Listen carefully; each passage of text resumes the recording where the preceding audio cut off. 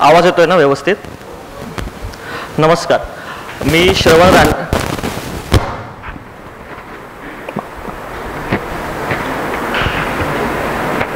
Hello नमस्कार, मी श्रवण दांडेकर. गेल्या वर्षी मे महिन्यामध्ये मी अजराला ॲग्रो इंडस्ट्रीज ही कंपनी चालू केली. तर त्याचा प्रवास कसा झाला आणि काय आता तुमच्यापेक्षा जरासाच मोठा आहे, आत्ताच चालू केलं आहे, तर ते तुमच्याशी कनेक्ट करून सांगायचा जरासा प्रयत्न करतो. अजराला ॲग्रो इंडस्ट्रीजमध्ये मी पहिल्यांदा माझं शिक्षण पूर्ण झाल्यानंतर UPSCची तयारी करत होतो. UPSCची तयारी करताना असं ठरवून होतो की एकूण 3 अटेम्प्ट द्यायचे आणि 3 अटेम्प्ट मध्ये नाही झालं तर आपला एक प्लॅन बी कायम तयार ठेवायचा आणि तो काहीतरी बिझनेस करताना काहीतरी कोकणात राहून आपल्या भागामध्ये आपल्या रॉ मटेरियलमध्ये आणि आजूबाजूच्या एरियाची गरज लक्षात घेऊन काम करायचं हे डोक्यात होतं. ते करताना असं लक्षात आलं की आपल्याकडे आंबा पिकतो तर आंब्याचं कॅनिंग आहे, त्याची प्रोसेसिंग होते. आपल्याकडे सुपारी पिकते, सुपारी बऱ्यापैकी डायरेक्ट व्यापाऱ्यांकडे विकली जाते. काजू होतो, काजू फॅक्टरीज आहेत, पण आपल्याकडे एवढ्या विपुल प्रमाणात नारळाचं उत्पादन असून नारळावरती काहीच प्रोसेसिंग नव्हतं. ह्याचा अभ्यास करत असताना आणि स्वतः आमची घरची नारळाची बाग आहे, आम्ही वर्षानुवर्ष नारळाचे चोडाचे डोंगर जाळून टाकायचे काम करायचो. चुलीसाठी हार्डली 15-20 माडांचे चोडा आपल्याला वास होतात. त्याच्यानंतर बाकीचे जे असतात ते जाळायला, कारण त्याचा कचरा व्हायचा. तर नारळ हा एक सेंटर लक्षात धरल्यानंतर की आता याच्यात अभ्यास करायचा आणि नारळापासून काहीतरी चालू करायचं. हे करत असताना एक जसं आपण लहानपणापासून वाचत असतो की नारळ एक कल्पवृक्ष आहे, पण जसा तुम्ही अजून खोल शिरत जाता तेव्हा त्याचा आवाका लक्षात येऊन मी अक्षरशः आश्चर्यचकित झालो की पहिल्यांदाच या फक्त नारळाची चोडणं या प्रकारांपासून जेव्हा 20 प्रॉडक्ट तयार होतात हे जेव्हा लक्षात आलं की मी म्हणालो की आता ह्याच्यापासून आपण सुरू करूया. हे सुरू करण्यामागचा आता पहिला उद्देश असा होता की रॉ मटेरियल स्वस्त आहे, विपुल प्रमाणात अवेलेबल आहे आणि लोकांना म्हणजे जे शेतकरी बागायतदार आहेत त्यांच्यासाठी तो कचरा आहे. तर मी त्यांच्याकडे डायरेक्ट जाऊन शेतकऱ्यांकडनं हे विकत घ्यायला लागलो. हा सगळा विचार करत असताना पहिल्यांदा आपली मेन हे असते की आपल्याला जर एखादा बिझनेस चालू करायचा आहे तर खास करून आमच्या बिझनेसमध्ये असं असतं की रॉ मटेरियल अवेलेबिलिटी किती आहे. कारण आम्हाला दिवसाला 1 टन कोकोपीट आम्ही जर तयार करू शकलो तरच बिझनेस सस्टेन होतं. तर 1 टन कोकोपीट तयार करण्यासाठी आपल्याला साधारणपणे 1500 ते 1600 किलो चोडं रोजची लागतात. म्हणजे महिन्याची 30 टनाच्या वरती चोडं झाली. तर ते करण्यासाठी पहिल्यांदा म्हणजे सगळ्यात आधी या बिझनेसमध्ये हात घालायच्या आधी हे झालं की मी दापोली तालुक्यातील बागायती गावं जेवढी आहेत, आंजरला, कोळथरे, लाडखर, इथे नारळ उत्पादक शेतकऱ्यांच्या प्रत्येकाच्या घरात जाऊन त्यांच्याकडे महिन्याला किती नारळ होतो, त्याचे किती सोडं होतात याचा एक सर्वे तयार केला. आणि ज्यावेळी असं लक्षात आलं की आपला दापोली तालुक्यामध्ये पोटेन्शियल आहे की आपण एक बिझनेस चालू करू शकतो, हे जेव्हा लक्षात आल्यानंतर मग मी केरळला कॉयर बोर्ड म्हणून सेंट्रल गव्हर्नमेंटचं एक इन्स्टिट्यूट आहे, याच्या सेंट्रल कॉयर रिसर्च इन्स्टिट्यूट म्हणून अलेप्पीमध्ये त्यांची इन्स्टिट्यूट आहे. तर तिथे अगदी 5 दिवसांपासून ते 3-3 वर्षापर्यंतचे कॉयर, एकच फक्त कॉयर या बेसिसवरती ट्रेनिंग वेगवेगळं घेतलं जातं. तर मी तिथे एंटरप्रेन्युअल ट्रेनिंग घेतलं. हे ट्रेनिंग घेतलं 2022मध्ये. 2022मध्ये ॲक्च्युअल ट्रेनिंग घेऊन मी इकडे आलो. आल्यानंतर परत सगळं आता पहिला हे झालं की बिझनेस करायचा आहे. त्याच्यानंतर मग त्या मशिनरी कुठनं घ्यायची, जागा कुठे घ्यायची, कारण कुठेही बिझनेस करायचा तर पहिली गोष्ट असते की चांगली जागा पाहिजे, चांगलं रोड कनेक्टिव्हिटी पाहिजे आणि चांगलं इलेक्ट्रिक सप्लाय पाहिजे. या 3 गोष्टींवरती बिझनेस आपला उभा राहतो. याच्यामध्ये मग आम्ही अनेक जागा शोधल्या आणि माझ्या नशिबाने दापोली MIDC मध्ये मला एक चांगली जागा मिळाली. MIDCत मिळाल्यामुळे माझी रोड कनेक्टिव्हिटी, इलेक्ट्रिक सप्लाय आणि हा सगळाच प्रश्न सुटला. मी ज्या तुम्हाला ट्रेनिंग म्हणालो की ज्या ट्रेनिंगमध्ये मी केरळमध्ये गेलो होतो, तर ते खास करून फक्त ज्यांना या उद्योगात नवीन शिरायचं आहे त्यांच्यासाठी विशेष प्रकारे तो डिझाईन केलेला होता कोर्स. तर त्यामध्ये आम्हाला ॲक्च्युअल मशीन कशी चालवायची किंवा काम कसं करायचं याच्याऐवजी या बिझनेसमध्ये जर तुम्हाला शिरायचं आहे तर तुमचं रॉ मटेरियल काय आहे, त्याच्यावरती मशीन्स कोणती घेतली पाहिजे, तुमच्या आजूबाजूचं मार्केट काय आहे, त्यानुसार काय केलं पाहिजे, असा हा एकूण सगळा कोर्स होता. तर तिथे मी अनेक गोष्टी शिकलो होतो आणि ते बघून मग मी मशीन फायनलाइज केल्या. मशीन फायनलाइज करताना मी बँगलोरमध्ये 2M इंजिनियर्स नावाची कंपनी आहे, तर 2M इंजिनियर्सकडनं मी त्याची सगळी मशीन घेतली. गेल्या वर्षीच्या मेमध्ये मे एंडला 20 मेला ही मशिनरी आली. सगळं इन्स्टॉलेशन वगैरे करून गेल्या वर्षी 1 जुलैमधला आमचं प्रोडक्शन सुरू झालं. हे प्रोडक्शन सुरू होऊन आता वर्ष झालं. वर्षभरामध्ये वेगवेगळे अनुभव आले, कसा बिझनेस चालू करायचा आता जरा जरा कळायला लागलं की बिझनेस काय असतं ते. आणि आता इकडनं खरी एंटरप्रेन्युअर जर्नी आता माझी चालू झालेली आहे. यामध्ये बरेच गोष्टी आपण बघताना एक हे येतं की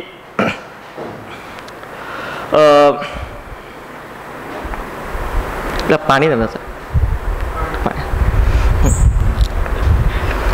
पहिल्यांदा जेव्हा मी म्हणालो की आपल्याला कुठला बिझनेस करायचा आहे, हे करताना आपलं सगळं कॉयर झालं. कॉयरमधनं आपण मशीनवरती आलो, मशीनवरनं आता ॲक्च्युअल जेव्हा काम करायचं आहे मग प्रोजेक्ट रिपोर्ट करणं आलं. कारण आपल्याला शेवटी कुठलाही बिझनेस उभा करायचा तर एक फंडिंग लागतं. फंडिंग काम करत असताना मग आता वेगवेगळ्या गव्हर्नमेंट स्कीमचं काम चालू झाली. गव्हर्नमेंट स्कीम्स अनेक विविध स्कीम्स असतात. तुम्हाला अगदी मुद्रा असेल, PMEGP असेल, CMEGP असेल, जिल्हा उद्योग केंद्र म्हणून एक आपल्याला उद्योग केंद्र असतं, त्याच्याकडनं आपल्याला अनेक वेगवेगळ्या प्रकारची मदत होते. याच्यामध्ये मॅन्युफॅक्चरिंग सेक्टरसाठी खास इन्सेंटिव्ज आहेत. तर अशा गोष्टी होत असतात. या गोष्टी होत असताना आपल्याला आपला व्यवसाय, आपल्या व्यवसायातनं आपल्याला सर्वात जास्त बेनिफिट्स कोणत्या स्कीममधनं मिळतील यासाठी वेगवेगळ्या स्कीमचा पडताळणी करून की आता एक सेंट्रल स्कीम आहे आपल्यासाठी, prime minister employment generation programme. PMEGP मधनं आपल्याला 25 ते 35% सबसिडी मॅन्युफॅक्चरिंग सेक्टरसाठी मिळते. मग ते तयार करण्यासाठी काय काय डॉक्युमेंट्स लागतात, खूप मोठी लिस्ट आहे, 24-25 पानं. तुम्हाला कधीही कोणाला PMEGPतनं काही करायचं असलं आणि काही मदत लागली तर मला निसंकोचपणे कॉन्टॅक्ट करा. कारण तुम्हाला म्हणजे आत्ता कसं आहे, PMEGP मधनं लोन सँक्शन करण्यासाठी अनेक प्रकारे एजंट काम करतात, पण ज्याला व्यवस्थित इंग्लिश वाचता येतं आणि बँकेतल्या माणसाशी नीटपणे बोलता येतं त्याला कुठल्याही एजंटची कुठल्याही कमिशन शिवाय काहीही काम न करता PMEGPतनं आपल्याला लोन सँक्शन होतं. हे काम करताना अनेक गोष्टी असतात. तुम्हाला कागदपत्र पूर्ण करायला लागतात, हे करायला लागतं, पण ते तुम्ही जितक्या सस्टेनेबली जितक्या शांततेने काम करून होईल तितक्या लवकर ते चांगलं पूर्ण होईल. लेबर आपला जसा विषय आला की आता कुठलाही बिझनेस करायचा, आता माझ्याकडे 5 जण कामाला आहेत. 5 जण आपल्याला 5 जण हँडल करायचे आहेत. तर हे करताना पहिलं आहे की माझे आत्ता सर्वच्या सर्व 5 माणसं लोकल दापोलीतलीच कामाला आहेत माणसं. कुठलीही बाहेरची माणसं मला अजून तरी काही करायला लागली नाहीत.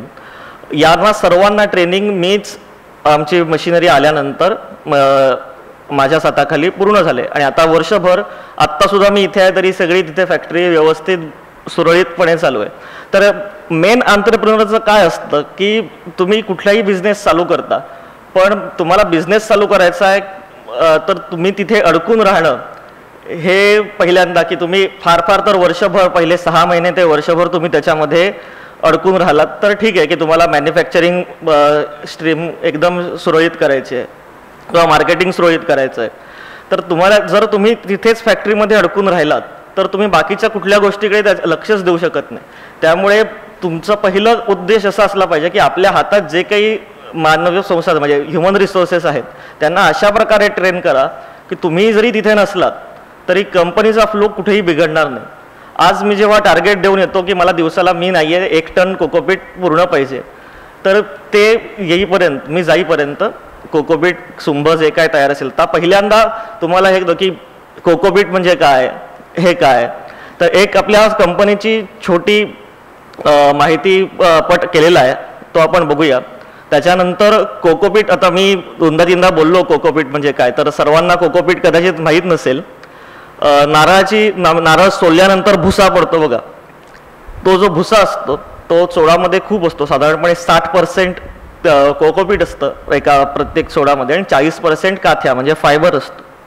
तर हे कोकोपीट हे आत्ता सर्व प्रकारच्या नर्सरीजमध्ये, सर्व प्रकारच्या हॉर्टिकल्चरल फार्म्समध्ये, म्हणजे स्ट्रॉबेरी प्लांटेशन असेल, शुगर केन प्लांटेशन असेल, ग्रेप्स प्लांटेशन असेल, या सर्व यांच्यामध्ये रोपं तयार करायला कोकोपीट वापरलं जातं. आज युरोपमध्ये, अमेरिकेमध्ये खूप मोठं मार्केट आहे कोकोपीटचं. याआधी पीट मॉस नावाची एक गोष्ट वापरली जायची, पण त्याच्यावरती आता युरोपमध्ये आणि कॅनडामध्ये बॅन लागला आहे.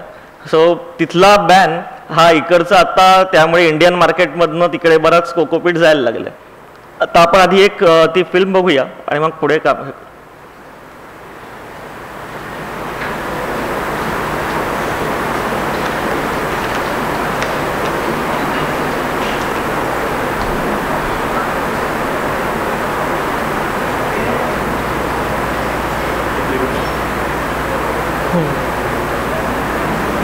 प्ले करा.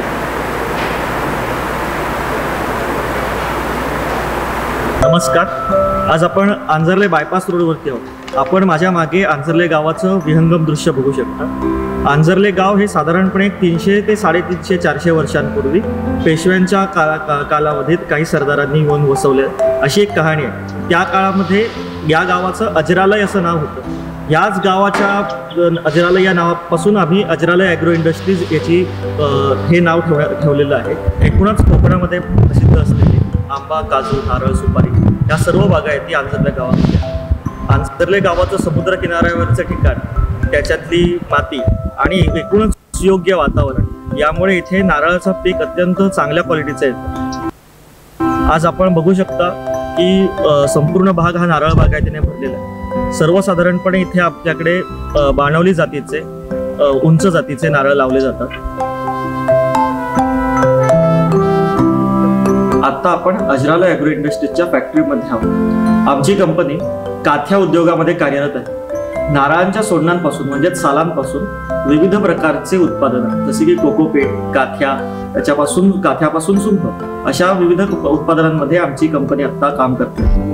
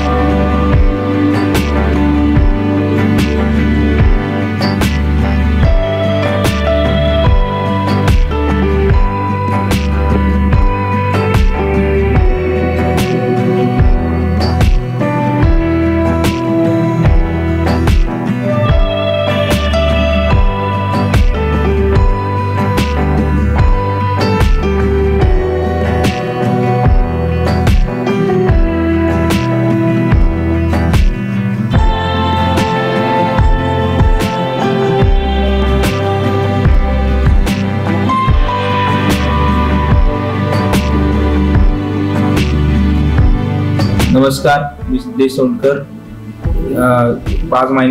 गेल्या 5 महिन्यापासून मी इथे अजरालय ॲग्रो इंडस्ट्री हे काम करत आहे. आणि इथे आल्यामुळे मला नारळांच्या सोंडांपासून वेगवेगळे प्रोडक्ट्स तयार होतात हे कळाले व वेगवेगळ्या मशिनरी ऑपरेट करायला मिळाल्या.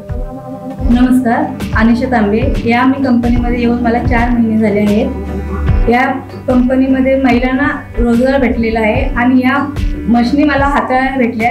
या मी कुठे बाहेर असते तर मला या हाताळायला भेटल्या नसत्या.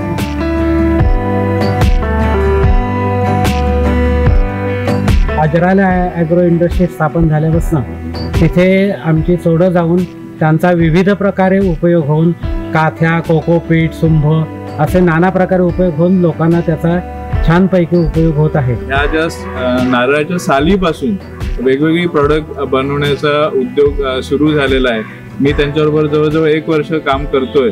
आणि हा जो वेस्ट मटेरियल जे म्हटलं जातं कोकणामध्ये की नारळाच्या सालीला फारसं महत्त्व आतापर्यंत दिलं गेलं नव्हतं. ते आपल्याकडे शेतामध्ये जाळायला किंवा त्याच्यापासून जे अन्न प्रक्रिया उद्योग आहेत ते त्याचा वापर करायचे, पण त्या अनुषंगाने मेनस्ट्रीम असं त्याचा आतापर्यंत कधी उपयोग झाला नाही. पण या नवीन उद्योगामार्फत आपण या पूर्ण फक्त सालावरती फोकस करून त्याच्यावरती बरेच बाय प्रोडक्ट सुरू करणार आहोत. अजराला ॲग्रो इंडस्ट्रीमधून कोकोपीट आणि कोकोपायर परचेस करतो 4 महिन्यापासून. आम्हाला जी रिक्वायरमेंट होती साधारणपणे त्याचा pH मेंटेन करणं, त्याचप्रमाणे EC मेंटेन करणं, हे खूप छान मेंटेन करून दिलं आहे. त्याचप्रमाणे आम्हाला इथून तिचं कॉस्टिंग पडत होतं जास्त, ते पण इथे खूप चांगल्या प्रकारे मिळते. पडणारे नारळ आणि सुपारी तर या ठिकाणी अख्खीच जाते. प्रश्न येतो नारळांचा.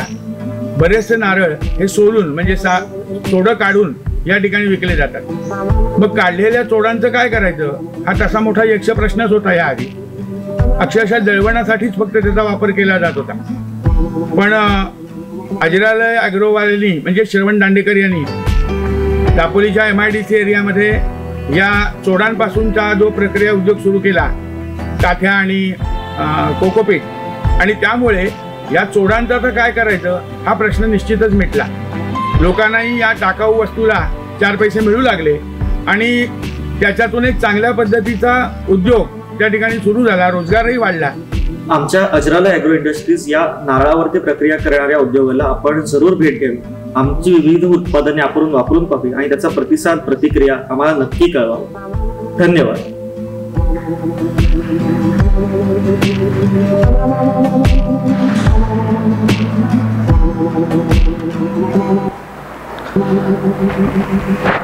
तर आता प्रोसेस बघितली असेल तुम्ही. या प्रोसेसमध्ये सगळ्यात पहिला भाग असतो आपली नारळाची सोडणं भिजत घालणं. भिजून मऊ होणं गरजेचं असतं. ती जितकी चांगली भिजतील तितका चांगला फायबर लांब येतो आणि तितका चांगला सुंभ मजबूत येतो. तर पहिल्यांदा आपण मिनिमम 24 तास ती सोडं हौदामध्ये पाण्यामध्ये भिजत घालतो. आता पावसामध्ये बाहेर पाऊस पडत असल्यामुळे त्याची गरज पडत नाही. त्याच्यानंतर ती भिजलेली सोडं असतात. पहिलंच मशीन तुम्ही बघितलं असेल क्रशिंग डिफायबरिंग असलेलं. त्याच्यामध्ये सोडं टाकली की एका बाजूला कोकोपीट आणि एका बाजूला फायबर असं ऑटोमॅटिकली सेपरेट होऊन येतं. दोन्ही कोकोपीट आणि फायबर हा दोन्ही एका स्क्रीनिंग मशीनमधनं चाळून घ्यायला लागतो. त्यामुळे कोकोपीटमध्ये असलेला शॉर्ट फायबर आणि लॉंग फायबरमध्ये असलेलं कोकोपीट हे सेपरेट होऊन आपल्याला चांगलं कोकोपीट मिळतं.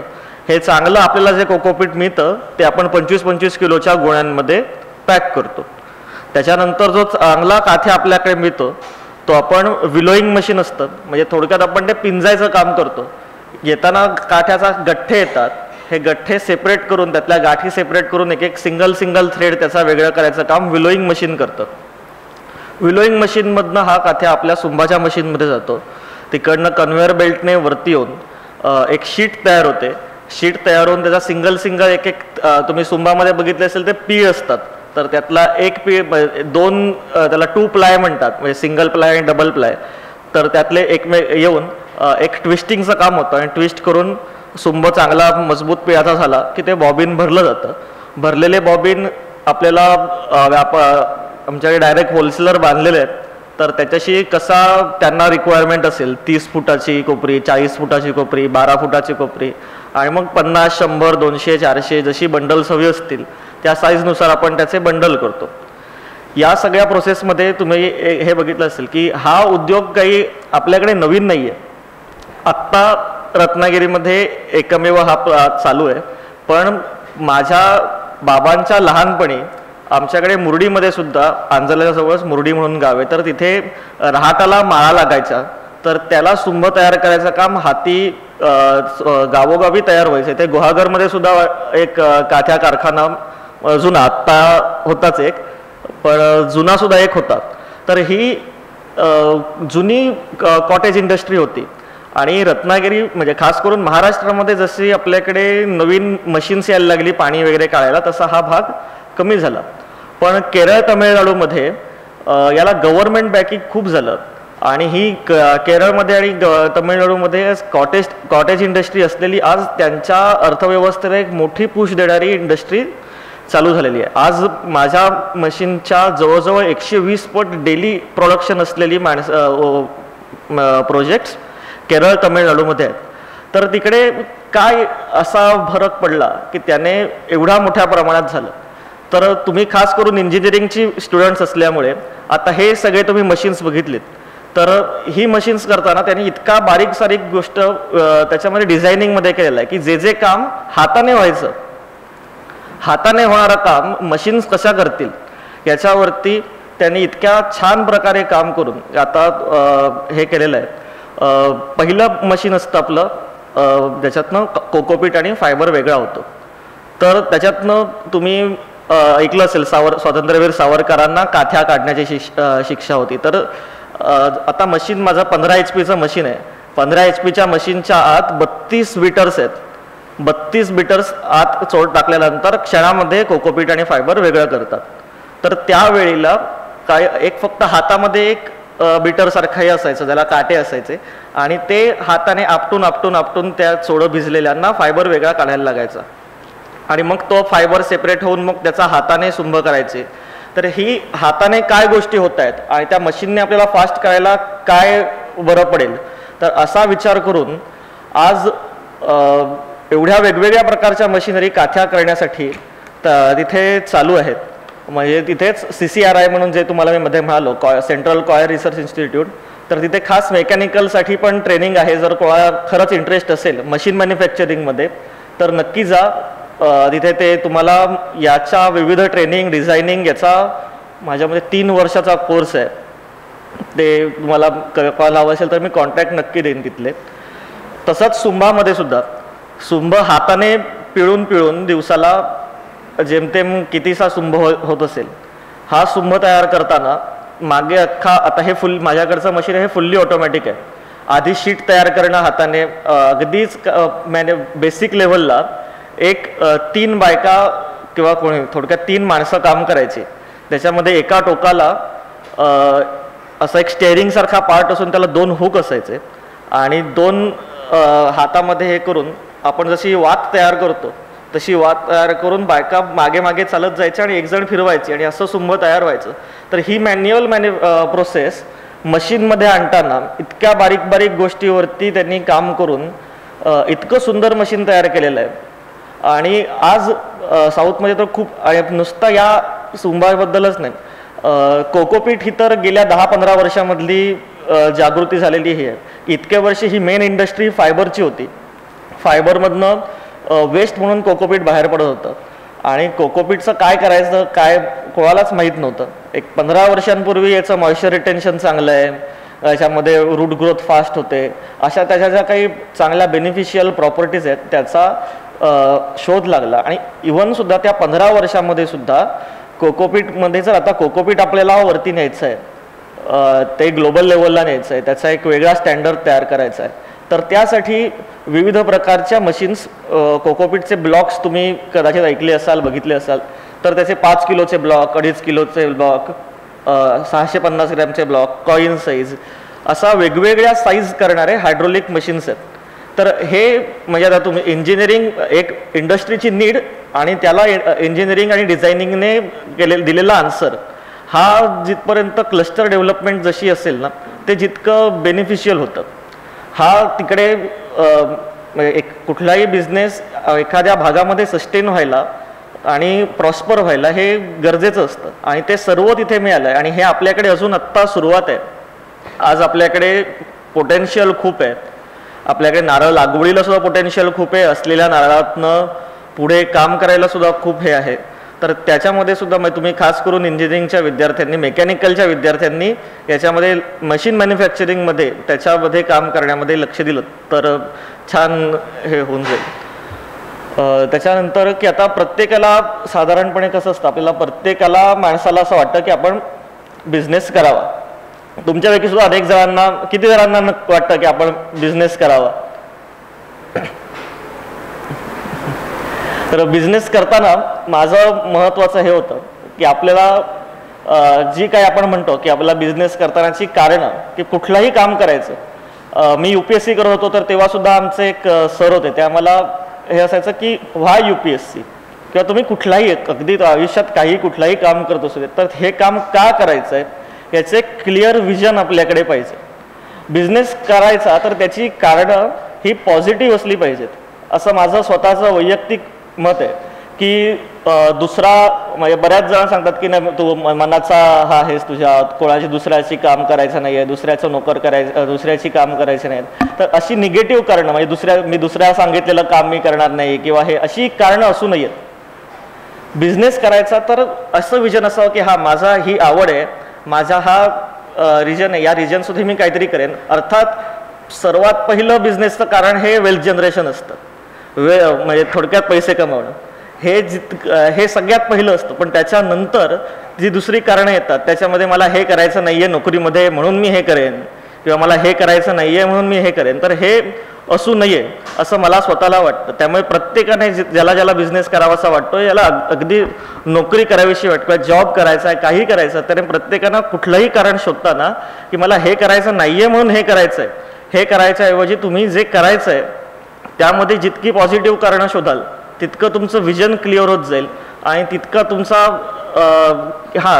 पाथ क्लिअर होत जातो की हे करायचं आहे आपल्याला, त्यासाठी हे करायला लागणार आहे.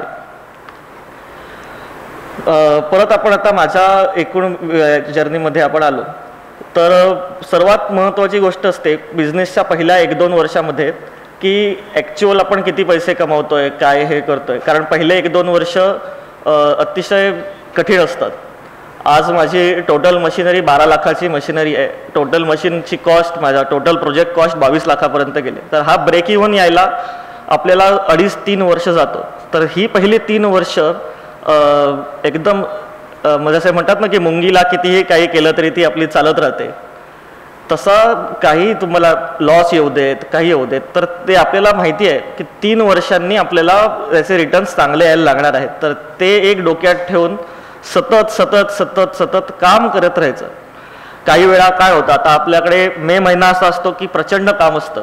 जून महिन्यामध्ये आम्हाला कोकोपीटची ऑर्डर असते, मे महिन्यामध्ये प्रचंड काम करायला लागतं. त्याच काळात लेबरचा फार प्रॉब्लेम येतो.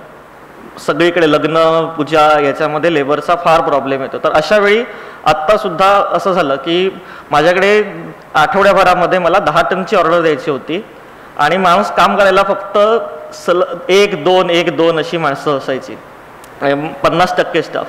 तर अशा वेळी 50% स्टाफमध्ये काम न करताना आपण नवीन आहोत, आपण कस्टमरला कधीच नाही म्हणू शकत नाही नवीन असताना. तर त्यावेळी आपण स्वतः कितीही काही असू देत त्याच्यामध्ये उतरून 12-12 तास 14-14 तास काम करणं हे करायला लागतं, ह्याची तयारी असली पाहिजे. त्याच्यानंतर कनेक्शन्स, या पहिल्या काही वर्षामध्ये ॲक्च्युअल मॉनिटरी गेन काय होतोय यापेक्षा आपण किती माणसांना भेटतो, किती माणसांशी आपले 1-to-1 कनेक्ट होतोय, किती माणसं आपल्याला चांगला फीडबॅक देत आहेत, वाईट फीडबॅक देत आहेत, कोणाकडनं चांगले अनुभव येत आहेत, वाईट अनुभव येत आहेत.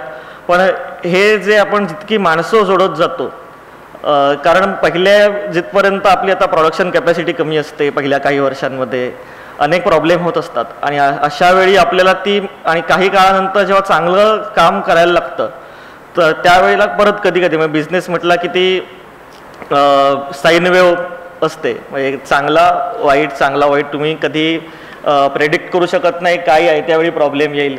अशा वेळी आपल्याला ती जी माणसं आपण एकमेकां जोडून ठेवलेली असतात तर ती खूप चांगली आपल्याला उपयोगात येतात.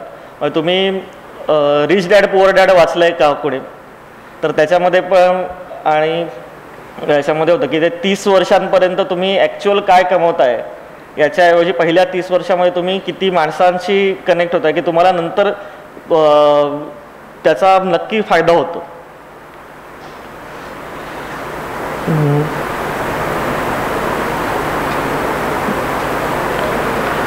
आता आपल्याकडे दापोलीमध्ये हे माझं मी काम चालू केलेलं आहे कॉयरमध्ये. कॉयर सिंधुदुर्गामध्ये आता आपल्या जवळ बघितलं झालं तर सिंधुदुर्गामध्ये कॉयर क्लस्टर्स आहेत. तमिळनाडूमध्ये मी किंवा तमिळनाडू केरळमध्ये मी तुम्हाला म्हणालो तसं एक आता त्यांचं कल्चर चालू झालेलं आहे, क्लस्टर आहे की तिथे आता माझ्याकडे कसं आहे की मी सोडा मीच गोळा करतो, त्याचं डिफायबरिंग करून कोकोपीट फायबर मीच करतो फायबरपासून सुंभ पण मीच करतो, मार्केटिंग बाकी सगळं फक्त सगळं म्हणजे एकच. आता अजराला ॲग्रो इंडस्ट्रीज हे करताना मला सगळंच काम मीच करतो. साऊथमध्ये काय होतं आहे, एक जुनी इंडस्ट्री असल्यामुळे आणि क्लस्टर डेव्हलपमेंट व्यवस्थित झाल्यामुळे आज एक माणूस असतो की जो फक्त डिफायबरिंग करतो. तो दिवसाला 50-50 टन कोकोपीट तयार करतो, 20-20 टन फायबर तयार करतो. तो बाकी काही करत नाही. जो कोकोपीट सेल करतो आणि जे पुढचं काम करणारे आहेत, जे फायबर करणारे असतील, दोरी करणारे असतील, मॅट करणारे असतील, यांना तो फायबर विकतो. पुढचा जो माणूस असतो